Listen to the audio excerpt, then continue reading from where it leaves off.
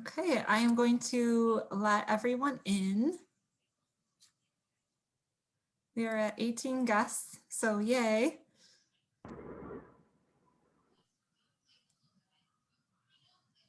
All right.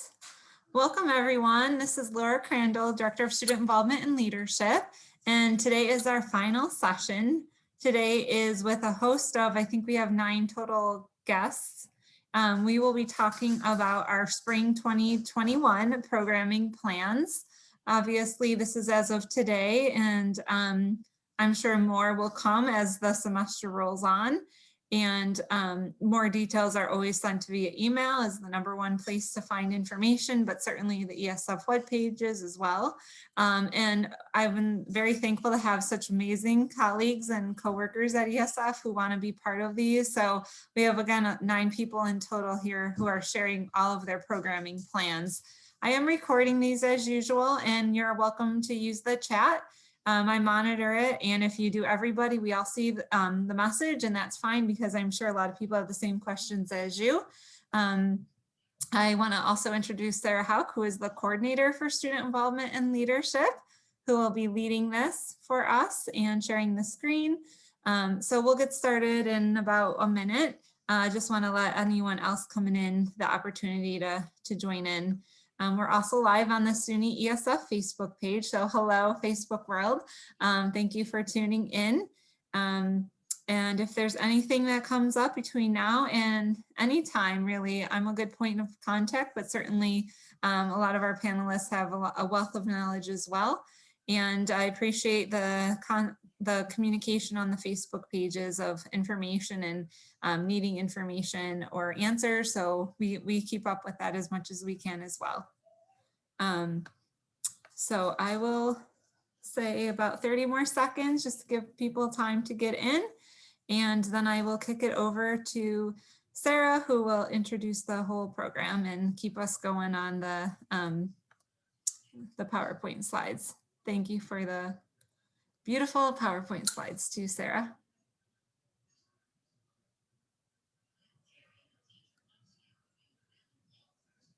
All right, Sarah, if you want to get started, why don't we start by just introducing our panelists, because we have so many great people, and then you'll kind of get to know them as they go over their content area. Okay, great. Hi, everyone. My name is Sarah Hauk. I'm the coordinator for student involvement and leadership, and I will hand it off to Dr. Lizette. Hello, everyone. My name is Dr. Lisette Rivera. My pronouns are she, her, hers. I'm the Director for Student Inclusion Initiatives and Special Assistant to the Chief Diversity Officer, and I look forward to telling you about our programs. But do you want me to give it to somebody, or sorry? Okay, so I'm going to give it to Carrie. Hi, everyone. I'm Carrie Finlay. I use they, them pronouns, and I am the coordinator of education abroad in the Office of International Education. I will pass it on to Casey. Hi, everyone. My name is Casey Duffy. I use pronouns she, her, hers, and I am the career advisor at ESF. So I'm going to be talking to you a bit about career services, and I will pass it off to Lexi.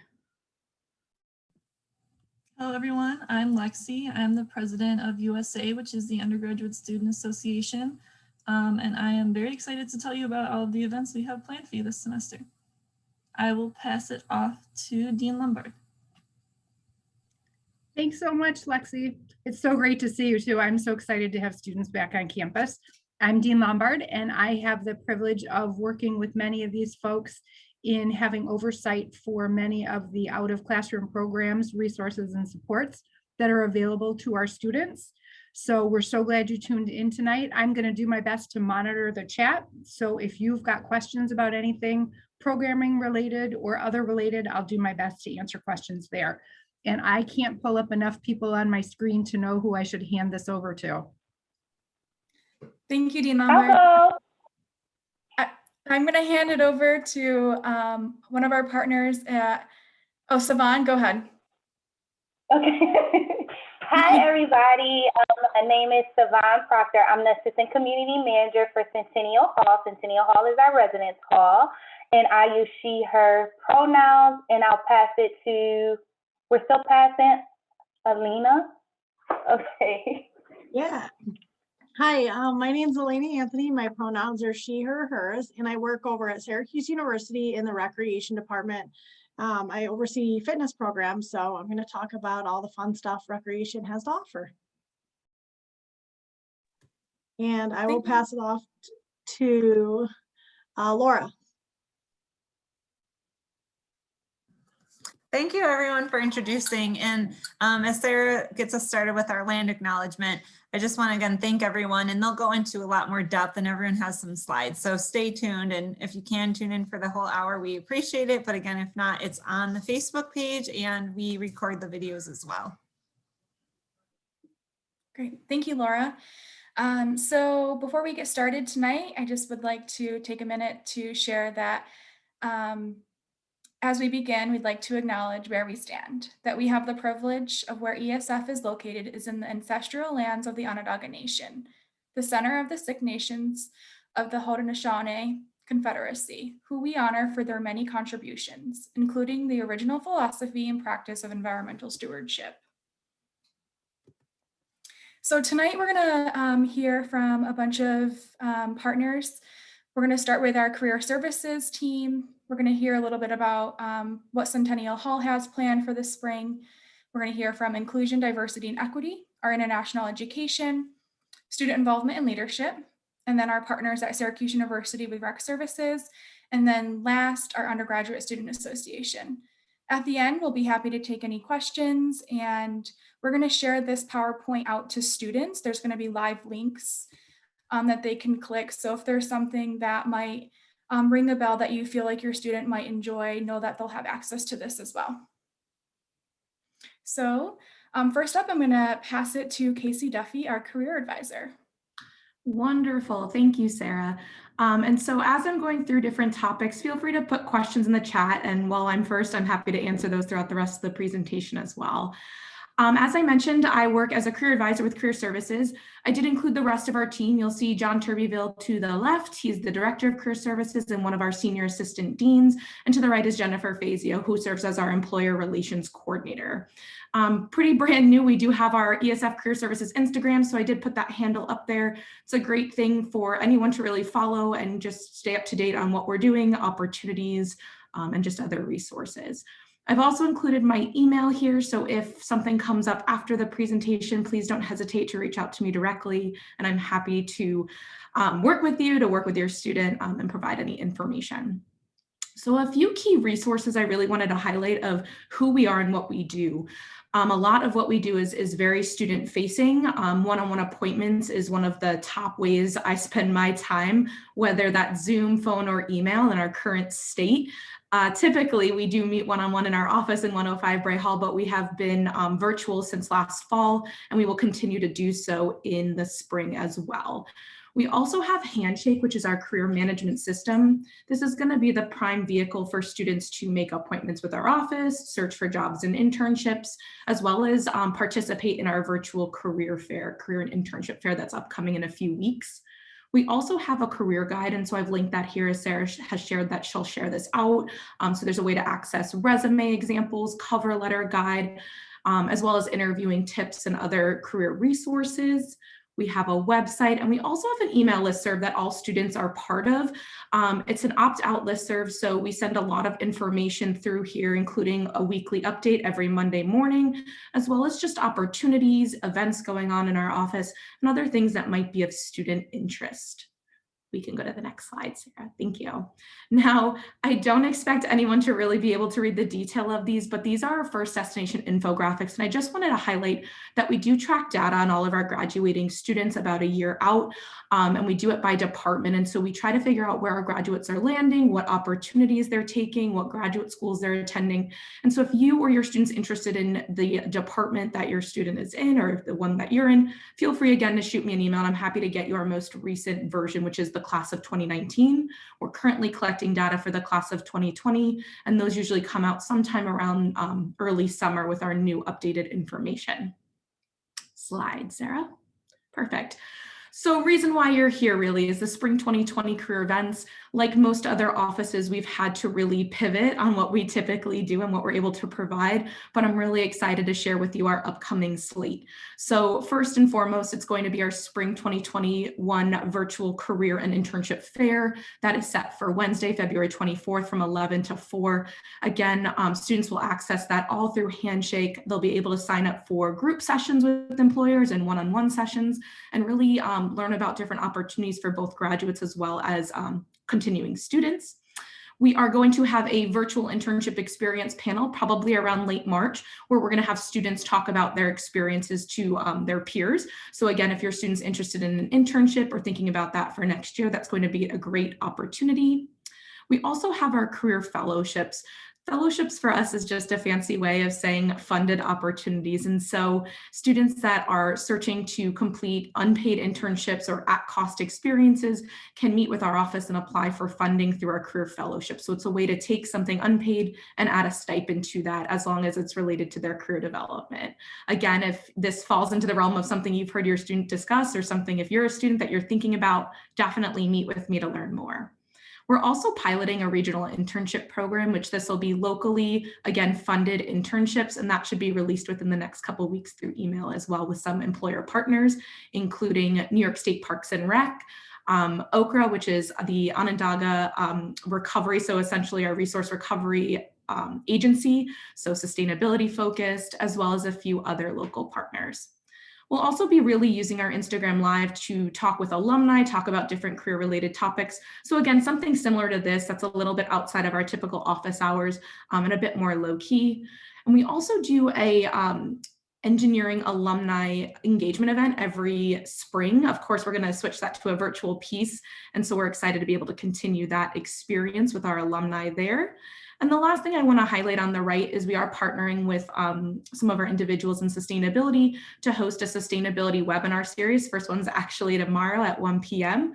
And then we also have 2 others upcoming the rest of the spring, all with ESF alumni in different kind of fields of sustainability. So that should be a really great opportunity for students to learn and hear from our alumni as well. And I'm good. Thanks, Sarah. And I will pass it on to Savan in Centennial Hall. Okay, hello everyone, good evening. So I'm Savan, again, I'm the Assistant Community Manager, and my primary responsibility is overseeing residential programs, residential life, that aspect of housing our students. So here at Centennial Hall, this semester in particular, we have 7 RAs, and they are divided between our first year residents and our upperclassmen residents. And these are some pictures of myself and our RAs following our spring renewal training this year. So we do biannual trainings for our resident assistants in the fall and in the spring. Next slide. Am I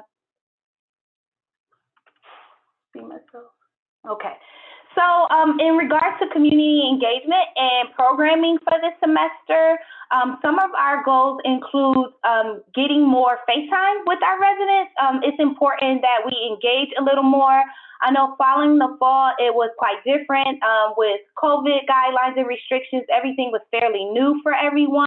So we did miss that aspect of programming and engaging with our community in our attempt to be very safe and follow health and safety guidelines and protocols. So we did miss our face-to-face time with our residents, and hearing back from our residents, we know that they would like that time with us and engage more face-to-face. Some of them felt a bit isolated, as we all could understand why. So this semester, our biggest goal is to do more in-person type of programming, of course, with safety measures put in place. So this past Sunday, we had a welcome back social that was very successful. We had quite a bit of people stop by. It was a fun event. It ran from noon until around 5 o'clock, and we had a good amount of people attend. So that in itself let us know that people do want to get out of their rooms. They do want to engage more. They do want to socialize more. So that I just posted a flyer. That's the flyer from the event from this past Sunday. Some programming ideas that the RAs have in mind that they're planning for the remaining semester. They submit program proposals by month. So like sort of beginning of the month to plan for that month, our engagement activities for the month. And some of those include scavenger hunts, paint by the number. We're going to try to take advantage of our lovely winter here in Syracuse. So Winter Wonderland Festival type of events, hallway paint nights, yoga and Zumba sessions. We're planning an 8th grade dance. We're planning prom photo shoots, especially for our first year students who didn't get to experience prom because of COVID. We're going to have a prom photo shoot for them, hot cocoa and mug decorating. We want to celebrate all the holidays, so some Valentine's Day socializing, some cooking and conversations in our lovely renovated kitchen, and of course a bunch of movie nights. So that's some of a few things we have in the works. And just to let you all know that we do have plans, lots of plans for in-person programming, but we are going to continue to do so safely. So different aspects of that is how we will remain adhere to health and safety guidelines and restrictions. We are going to continue our virtual programming. We are going to require residents, for the most part, to RSVP for programming, so we have a good idea of the amount of residents who wants to attend, so we can adhere to occupancy restrictions. We'll have programs slanted for allotted time slots. So, for example, at our social, we ask people to stay no more than 30 minutes at a time. We'll do physical distancing. Of course, masks are going to be required. We are exploring now how to start programming in pods. So residents who tend to hang out more, your roommates, people who live maybe in your like quad area, who you would typically go to programs and engagement events with, if we can keep those people in those pods and program more for them and as an additional safety measure. Programming in open spaces. So we have a decent amount of lounge spaces in our hallways, fairly decent large hallways. We have a conference room. So also trying to stick to open spaces so it has enough room and distance in between people. And of course, we're asking people to hand sanitize upon entering any programming and engagement. So just putting that out there, although it is our goal to engage more in person, we are putting in additional safety measures. And that is it for me. Passing on. Carrie, sorry. No worries. Hi again, everyone. So yeah, again, I'm Carrie, they, them pronouns, and I'm with the Office of International Education. So you'll see on this slide are 3 staff members. So starting on the left-hand side is Tom Carter. He's the director. So he kind of oversees everything and does big picture and does literally everything for our office. And then next to him is Hui Chen. She's our coordinator of international student and scholar services. Because our office, we work with students, who are coming from other countries to come and study at ESF, as well as students who are, going to other countries to study or do research or internships and things like that. So Hui mostly works with the incoming students, whereas I, in my role as coordinator of education abroad, work with the outgoing students. And you'll see some of our contact information is all there. So definitely don't hesitate to get in touch anytime. I'm very happy to meet with anyone one-on-one, over Zoom or whatever works for you, to talk about your individual interests in terms of education abroad opportunities.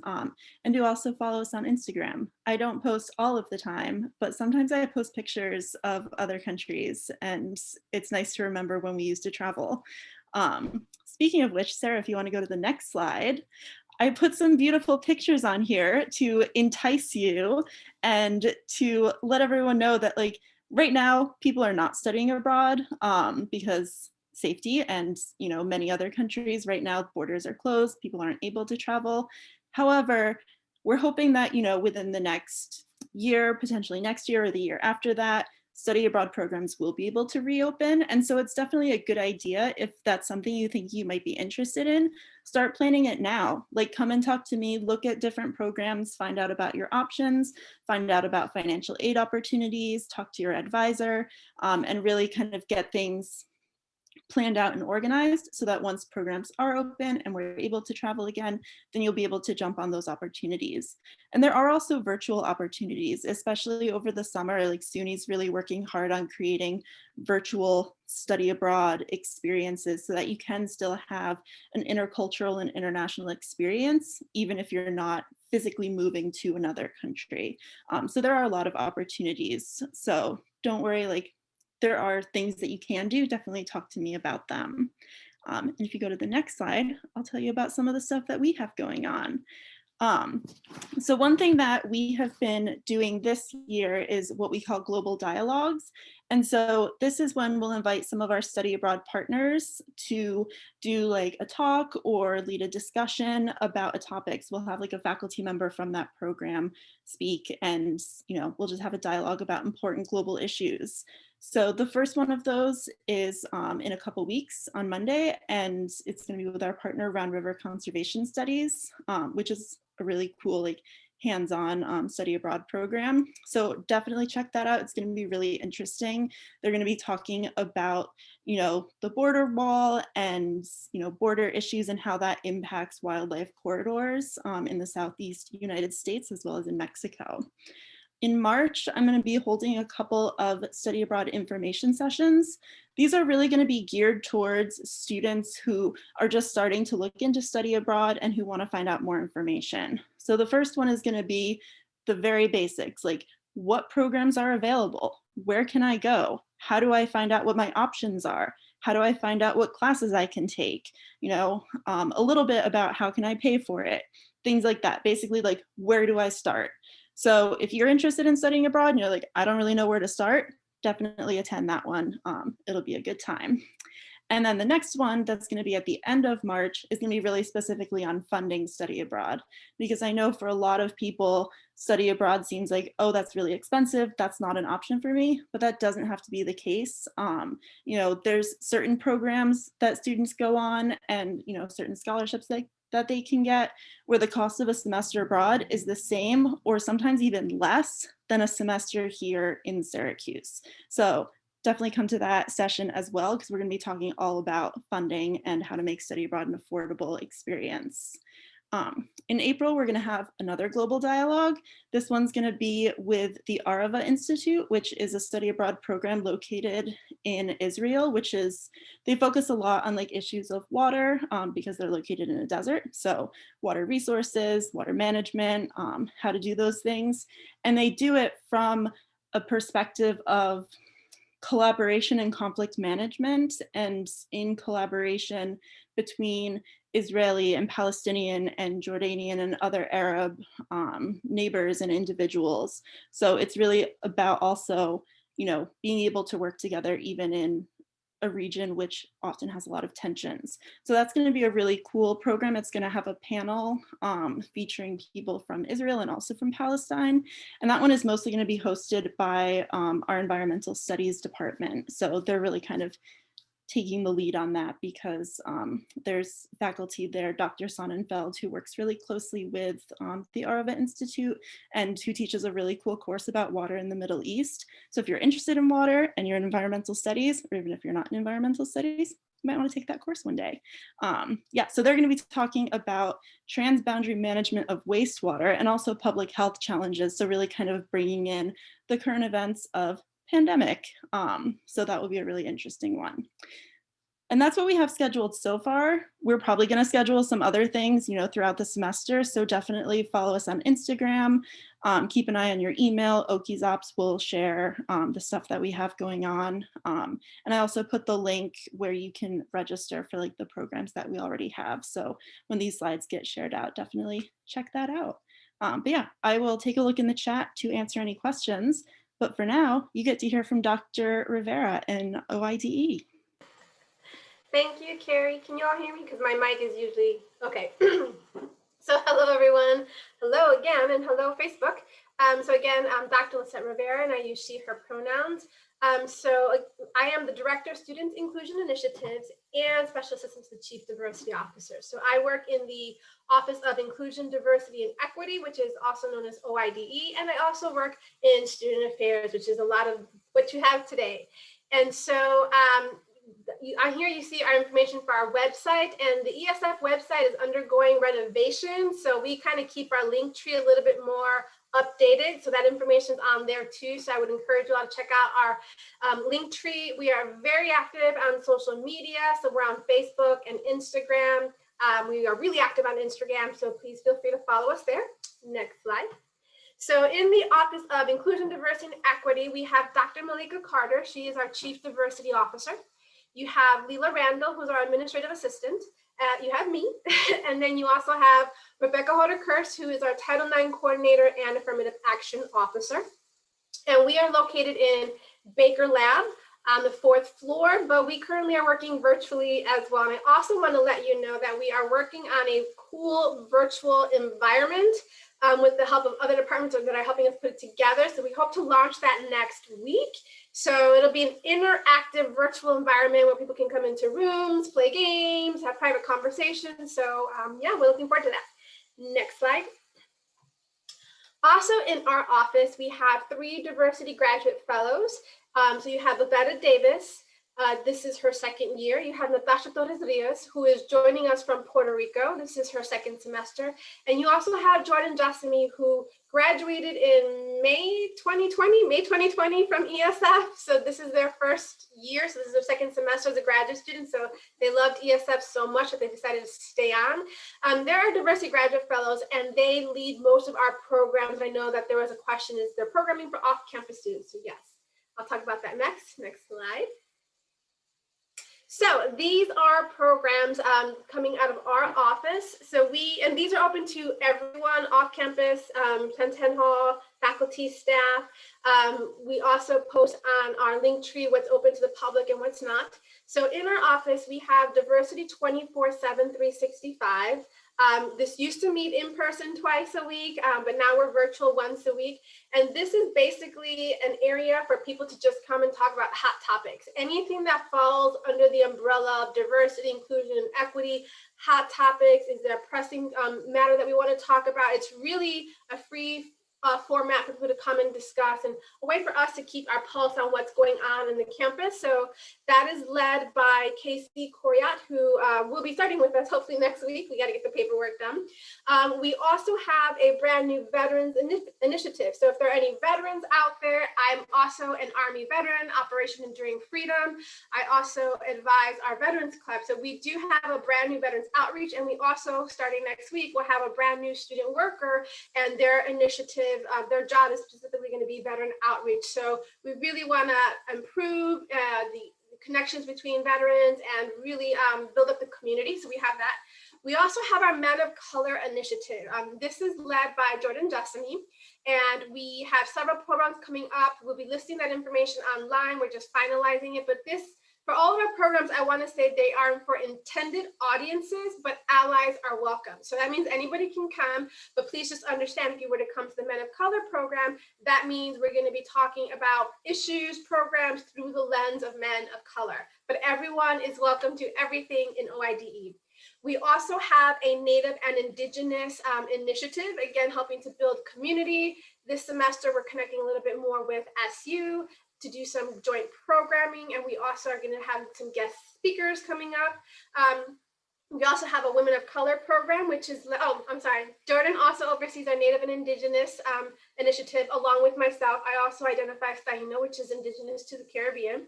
We also have the Women of Color initiative, which is led by Babetta Davis and Natasha.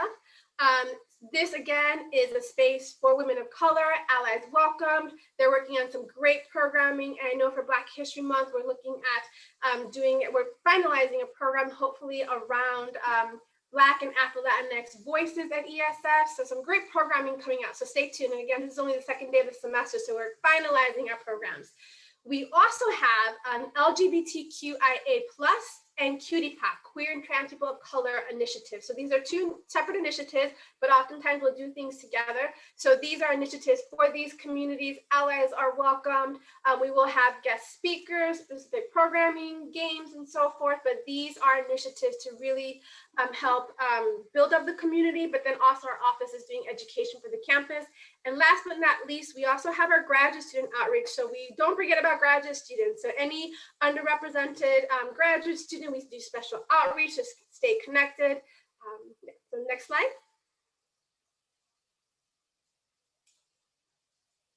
All right, so this is just a cute little thing that I wanted to show. Our office, we also do specifically for trainings for students.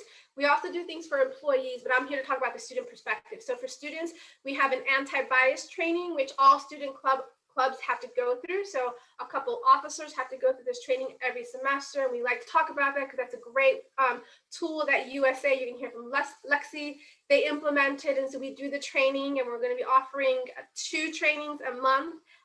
Some just for USA, but then also open to the entire student body. So if anyone wants to come get some anti-bias training, you can. We also have our Safe Zone LGBTQIA ally training.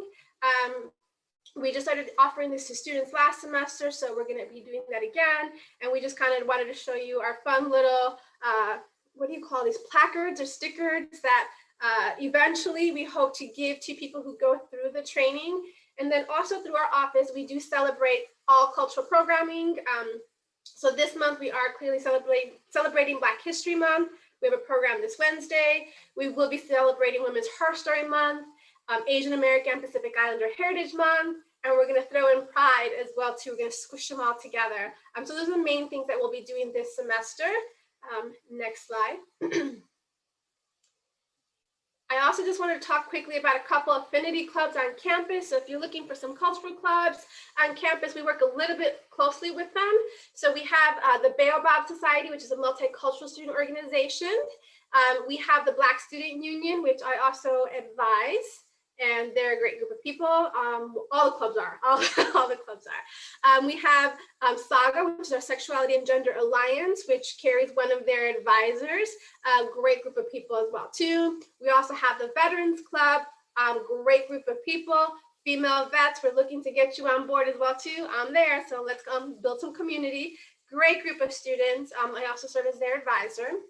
And then on the top here, I don't think many people on this group know, but there's also this week, they're going to be submitting their paperwork, a DESE student interest group. So this is a club who said, hey, we want more representation on campus. And so I'm working with them to become a club. So there's a process for that, but the first step is they got to be recognized as an interest group. So I mentioned that because if you're on campus, this is not my area, but I'm going to tell you, if you're on campus and you want to build a new club, you can connect with Laura and Sarah, and they can help you with that. I happen to be helping this group because they're a cultural club. And then these are just some random pictures from our Inclusive Excellence welcome reception. So we like to do a welcome reception every semester. Normally it's in person. This year we've done it via Zoom. So we also have an Inclusive Excellence graduation reception where we will give you some serapes and cords. And then just some events that we did with some students. And then last slide, and I should be done. That's it, actually. So look for us on social media. We're very active. We're trying to do a couple in-person activities, but most of them will be online. And we're also looking to do fun, engaging things online. And our graduate students are always looking for input as well, too. So we look forward to seeing you all. Oh, and then next is Laura and Sarah. Thank you, Dr. Rivera. Okay, so hi everyone. Sarah Hauk again. I work in student involvement and leadership with my colleague Laura Crandall. She is the director and I'm the coordinator. Here are some of our favorite pictures of us at December soiree and spring banquet. These are award ceremonies and dinner dances where we honor graduates. And we're looking forward to having those again in the future. So this semester we have various things going on. We took feedback from students from the fall in mind as we started to plan for the spring. We heard a lot that students felt isolated and that they would like opportunities to leave their off-campus apartments or Centennial Hall and kind of have some of that social life.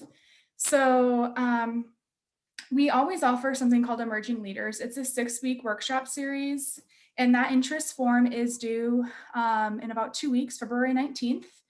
And during that, we like to focus on you as an individual and looking at what leadership means to you and how that impacts the world around you and teams that you serve on. So we'll talk about leadership styles, teamwork, conflict management, and kind of just get at some of those real world skills that they might not have the opportunity to cover in some of their academic classes. We're also doing a snow tubing event to the Four Seasons, which is in Fayetteville. The cost of that is going to be $5. Undergraduate Student Association, so students' fees are sponsoring that, so it's a subsidized cost. Students can sign up for that in person at 14 Bray Hall, which is in the basement, which is where Laura and I work. And that will be on February 21st, and we'll have shuttles from campus, so the Gateway Center, and then to Four Seasons and going back and forth. And then we're also doing a couple events with like DIY crafts. So we have acorn string art. In case you don't know, our mascot is an acorn. So we thought that might be a nice way to incorporate some school spirit while also doing something with your hands that's therapeutic. We're going to do those twice, and those dates and times are there. For most of our events that we're having in person, students will have to pre-register.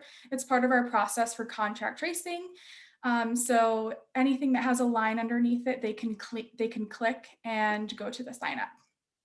We also work with the American Red Cross to host blood drives on campus. We already had one in February, earlier this month, and then we have a 2-day drive in April on the 6th and 7th. And then last, one of the things that I will be talking about is Spring Campus Days of Service. So typically we work with an organization called the Tiny Home for Good during alternative spring break. But with this year not having a spring break, but thankfully having our wellness days, what we're hoping to do instead is spend the 4 Saturdays in the month of April volunteering and giving back to our community. This might be with a Tiny Home for Good, but it might also be with local parks. We work with a couple of local community gardens, and then we also have an Adopt-A-Block site that we work hard to keep clean of any litter. So that'll be every Saturday in April. Community service is really important to our students, and that's a value that we hold really close. So anytime that we can give back to the Syracuse community, we try. I'm gonna hand it over to Laura to talk about a few more other things. Hey, Sarah, do you want to mention the 2 films that you have for Black History Month? Alexi's gonna do that. Oh, perfect. Okay. So we also have Best Bounty, the food pantry at ESF. It was started summer, fall of 2019. And it's been in operation really even during the pandemic. We had a kind of appointment only, and now it's open really 24/7 with just either the help of a volunteer, a staff member, or even university police to open the door for the students. New this semester, we're trying and really doing a pilot because there are a lot of caveats with clothing, with sizing and fit, and seasonal weather, and kind of field clothing and professional attire. So, and we just don't have the space right now for it. So we're just trying it to see our generous community come together and donate. And we've already received a ton of clothing items. So, so much that I need to figure out how to organize it better. So hopefully students access it. And then if we can expand on that and how we do it, we'd love to do that. So like I said, we have our Best Bounty food pantry. It is named after a student who passed away in a fire last summer of 2019, but her family has really been generous to name it in her honor, and was using the food pantry at SU. I also want to note that it does have mainly only non-perishable items because again, we don't have the space, and we're trying to see how we expand it in time with without a pandemic to offer eventually perishable items. But we also have some personal hygiene products and cleaning products and stuff. So we're working on it. It is very new when you think about it starting before the pandemic. So So that's what's going on there. We also had some discussions about our commencement. So you may have heard Dr. Newman, our provost, mention May 15th is the commencement date. We have a goal to have it not just in person, but students there and present and hearing our speakers, but we just don't know yet the rules on how many people can gather in a space, what venue can fit us, and if we can have guests outside of our student body. So much more will come. And I know SU has also been committed to around April having all of those details figured out. We do, of course, want to honor our seniors, and that it ties in with our student government, USA, and the photos Sarah shared, but we also will honor our seniors with awards and leadership roles, and figure out how we present them as the semester rolls on with the pandemic.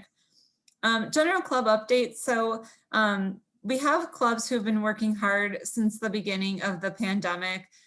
Some have been meeting with consultation with our office to figure out how they can meet in person or have events in person safely, given the different zones we're in, and a lot are doing it virtually. So, and as Dr. Rivera had mentioned, some of the groups that are under OIDE, we want to continue to support our clubs. Some programming is already in the works. As I mentioned, Alpha Xi Sigma, who helps run our pantry, is doing some really cool stuff and expanding on the pantry. Black Student Union has been, and I know some of these are in future slides, Baobab Society, Seek. We have about 40 clubs, and it's always growing. We also have special interest groups. And so there's a lot more to come here. And then we also have Solar, which is our Student Organization Leadership Awards reception, which we typically host mid-April, and we give out awards for our clubs and our leaders on campus who don't have to be a senior. And I know that this came up in the chat, but we do an email and we try to be inclusive of all events at ESF and some even at SU called Okies Ops for Okies Opportunities. And that again goes out Mondays around noon, and that comes out every Monday. So what we want our students to do is keep that email for the full week, check it when they're saying, oh, there's nothing to do, check that email and see if there's really nothing to do. Check the SU website. So we're trying to add more links because sometimes it's hard to find, and we're thankful for our other speakers who will get into that. I also want to mention, and I know the link's a little hard to see, but Syracuse University has a host of calendars that are there, but they have a main one. I found this one to be pretty helpful because there's some really cool events happening like Lunar New Year, which is separate from Carrie's. And then there's also Orange After Dark almost every weekend. That's a version of our Insomniacs program, but certainly they have more resources to do it every weekend, multiple times a weekend. So as you can see, there's a 7 and 11 o'clock event. And then they also have their winter involvement fair next Monday. So those are important events. We'll continue to link that. I'm going to turn it over to Elena to talk about recreation services through the Barnes Center. Thank you, Laura. So we have a bunch of different options in recreation. If you want to go to the next slide. So we're located right across from ESF. The Barnes Center is kind of in the heart of campus. We do have a couple other satellite facilities for fitness. Ernie Davis Hall, which is located on the other side of campus, that has fitness center as well, and Goldstein. So right now we have aquatic activities. We have a pool at the Barnes Center, so we're offering lap swim only. Under non-COVID circumstances, we normally have some aquatics fitness classes, and we'll do some late night activities at the Barnes Center as well. And ESF students have full access to the Barnes Center. So all the programming that we're covering today, you will have access to with your student ID. Most of our programs are reservation based right now just because of COVID. So you will need to go on to the wellness portal. The link is on the bottom, and that will give you the option to sign up for the respective program that you're looking to participate in. So fitness, we have virtual and in-person fitness classes. We have a Q's Fit Chat program, which is kind of just a free informal consultation with a personal trainer to chat about your goals and your lifestyle. Then we also have personal training, which is a separate fee-based program. We have esports, which we have virtual options that you can do right from home, or we have in person. We have a whole esports gaming room, and we have gaming options every day. And we also have specialty tournaments throughout the semester. Intramural sports, so we have esports as an option for intramurals, and we have in-person sports. We are trying to launch with appropriate safety precautions in mind. Wiffle ball, horse, 3-on-3 soccer, things like that. So just kind of small scale activities that you can still distance through. We have sport clubs, so we have over 49 sport clubs. There are a combination of recreational and competitive. All the sport clubs are student-run clubs, so if students are interested in participating, they'll go to our website and contact the sport club directly, and they can chat a little bit about tryouts and the requirements to participate.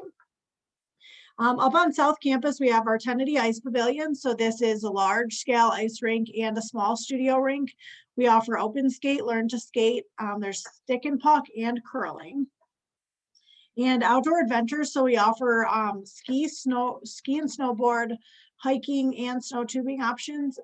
These are all options that do come with an additional fee to participate, and we do provide transportation.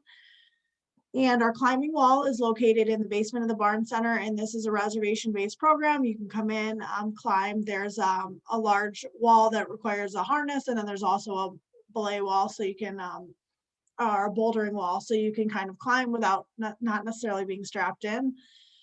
And then our cross-country ski and snowshoe course is located at Drumlins, which is right up the road from South Campus. And you can participate in that. We have all the equipment up there, so all you really need to do is show up and rent out the equipment. Next slide, please. And within the Barn Center at the Arch, if you're looking to just come in to do fitness, to take part in fitness activities, we have strength training equipment, cardio equipment, we have functional training equipment as well. We have a walking track, a basketball court, and then a multi-activity court, and our esports gaming room and our climbing wall. So just going on to the wellness portal, if you're coming in to just work out in the fitness facility, basically what you'll do is go to the wellness portal, reserve your time slot, which is broken into 1.5-hour time slots. And you'll just need to show proof of filling out your screening form upon arrival, and then swipe your ID, and you can go in and work out at that time. We are not having locker rooms open at this time, so do keep that in mind if you plan to come in. I think I might have one more slide. Nope. All right. Thank you. That's all I got. Hello, everyone. Introducing myself again, I'm Lexi Chiplis. I'm the president of the Undergraduate Student Association. If you go to the next slide, please. So we have a lot of events planned. We have a lot of recurring events that are going to be happening throughout the semester that I have the dates listed for on the screen. We have a bunch of movie nights, 2 of those for Black History Month for February. And then a bunch of other exciting ones for the rest of the semester as well. We also have Insomniacs, as Lauren and Sarah mentioned, and we'll send out more information for those as they come up through the semester.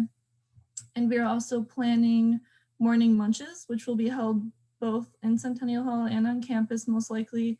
And that's just where students can pick up like a quick breakfast snack on their way to classes.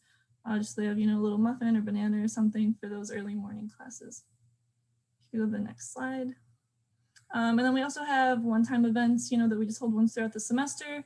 The most recent one will be the Black Student Business Market, which I'm super excited about. A few members of USA worked on that, and I think it's going to be really cool. It's going to be a virtual event on February 16th. The info was sent out to the student emails today and also on our Instagram page. I am going to be starting up a mask design contest soon. So last semester, USA just designed our own masks and handed them out to students. But this semester, I wanted to kind of make it a little more engaging. Similar to how we do our Earth Week t-shirts, it will be a design contest for students to create a design, and then we'll vote and pick the best one, and then we'll print those out on masks for everyone to wear. So you can keep an eye on our social media for updates on that. I have the Instagram and the Facebook, and we post a lot about, events that we have on those pages as well. And then one of the biggest events probably that happens at ESF for students is Earth Week, obviously, because this is an environmental school. It's very important to us. And that is in April. But if you're interested in helping out or planning or learning more, you can email either of the emails below to get involved with that. And I think I have one more slide. Yeah, just if you want to get involved with USA or have any other questions, you can email me below. Keep an eye out on the email. I send out emails to the whole student body. I'm going to be sending one out most likely tomorrow. All students are definitely welcome to come to our meetings, even if they aren't USA officers. Those are every Thursday at 6:30. And I will be sending out the link to those as well as posting it on social media. And yeah, that is all I have. Thank you so much.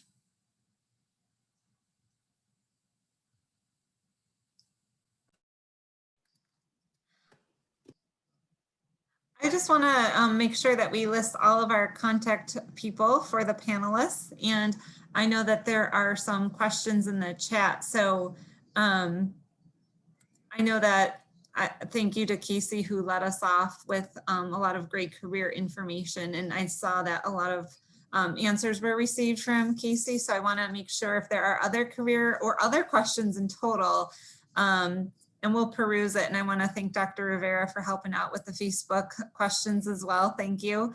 I know that questions about ice skating came up. So is there a learn to skate group lesson or options for private lessons? And I thank you for putting that already before I even got the question out.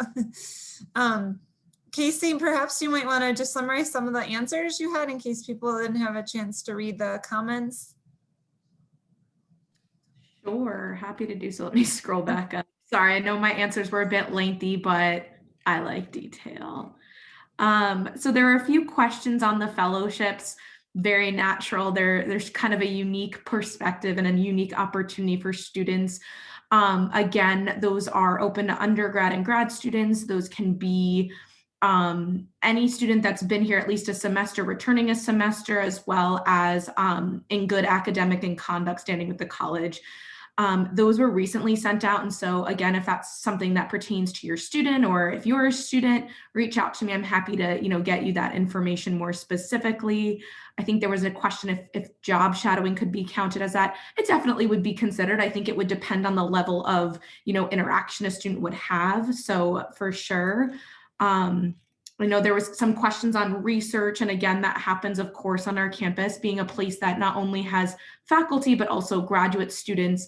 I've seen students work both with faculty for credit, not for credit, as well as graduate students. So it's a unique opportunity that's not always available, just depending on if there's graduate students or not. So I think those were some of the big ones. But again, my contact information is there. Feel free for you, a student, whoever, to follow up, and I'm happy to do that as well. Thank you so much. Carrie, I noticed you also helped answer a question or two. Do you want to summarize that as well? And thank you also for Dean Lombard's being on all 4 of our sessions and answering questions. I want to appreciate that she has to leave. So enjoy your night and drive to get your daughter.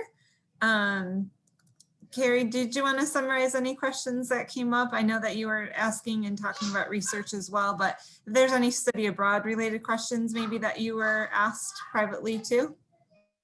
Sure. Yeah, there was a question about, students being able to do like internships or research abroad for credit, which they totally can. And actually, in good times, students are able to apply also for career fellowships for international experiences. So we've had a lot of our students who have done internships or research were also funded through the career fellowships, which hopefully we'll be able to start up again for international experiences as well in the future. But a lot of those connections can either get made either through a formal study abroad program or sometimes through like ESF faculty, because ESF faculty, they have connections all over the world. Like they travel a lot. Sometimes they'll take students to travel with them and do research, or like they know people in other countries who are doing things. So that's definitely a good reason to get to know your faculty well, get to know your academic advisor, and make sure that, you talk about your interests with them, because they might just happen to know somebody who is at a university in another country who you can go and do like a summer experience with. So definitely, as much as you can connect with your faculty is always great, which I know can be a challenge in the virtual realm, but yeah.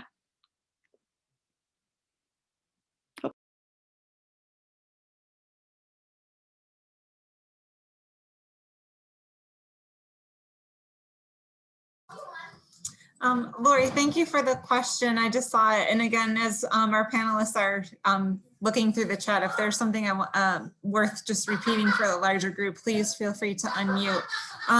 I think that given faculty did have to decide, and none of us can really speak to the academic experience directly, but given that they did have to decide in November what the modality was, and they didn't want to be in the place of flip-flopping and going virtual and not.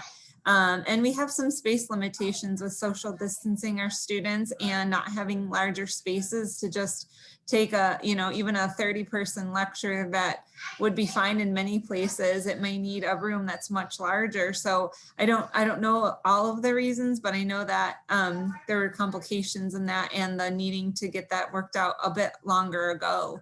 And as you recall, just in January, our country really saw a huge spike in the outbreak of gatherings from the holidays. So I don't know. I just know that they don't want to have gone back and forth like we may have done a little bit more in the fall. So I'm really sorry if that doesn't help with your answer. Certainly can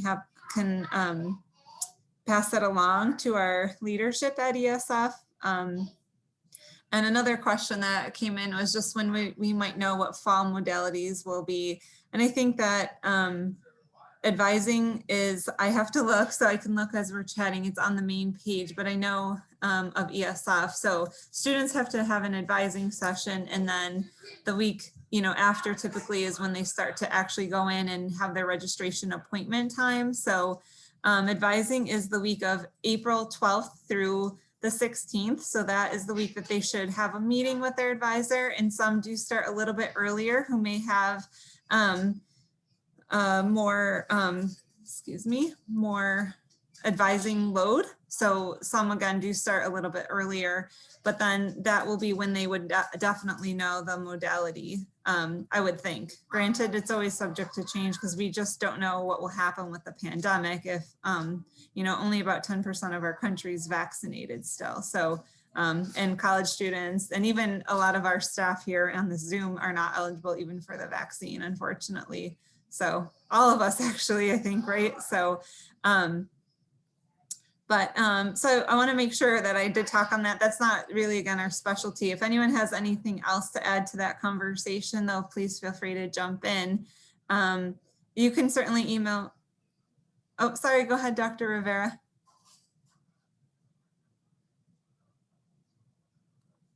I can't hear you for some reason, but you are unmuted, so that's funny. Can you hear me now? Yes. I'm telling you, my Zoom is so crazy. Okay, so I was just answering the question that came in while you were talking. I was just going to say for the Lori, I think, who wanted to know who they can talk to, you can email Provost David Newman and or Dean Lombard, and they would be better to help address your concerns about opening back up for the academic classes. I just wanted to add that, Laura, since you were talking. And then also, I think personally, I've been really proud of how well the ESF students did with keeping COVID down on our campus. It was amazing, but we also have to recognize that we're on a larger campus with Syracuse University and in Syracuse City. So Dean Lombard and Dr. Newman would be best to answer that question.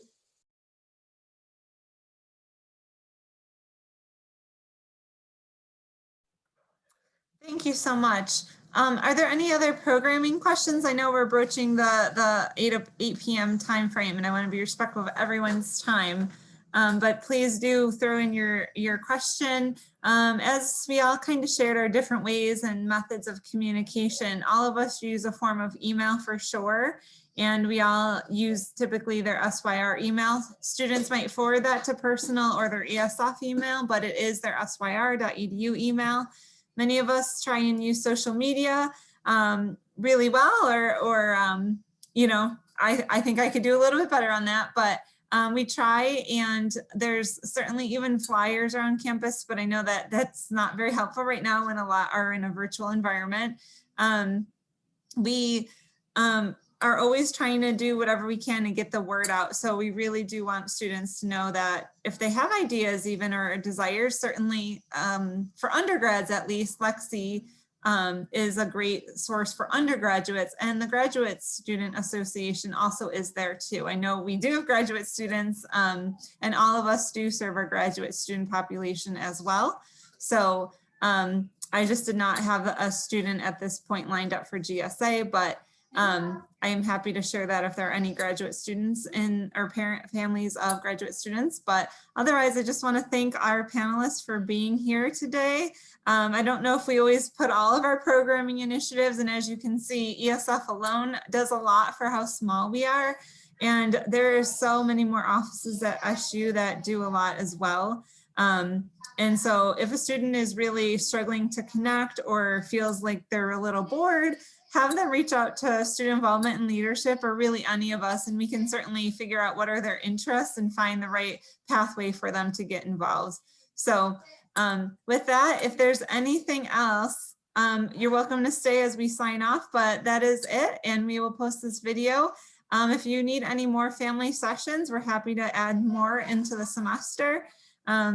We enjoy getting the word out to families and having you help be our co-pilots with our students. Laura, can I add a plug? This is open for families. Please feel free to join us for our virtual Black History Month events. The information is on the OIDE link tree. And also we have a great key speaker lined up for Women's History Month. So it's open to families. So please do feel free to join us as well. Thank you. Have a good night, everyone. Thank you so very much for being here.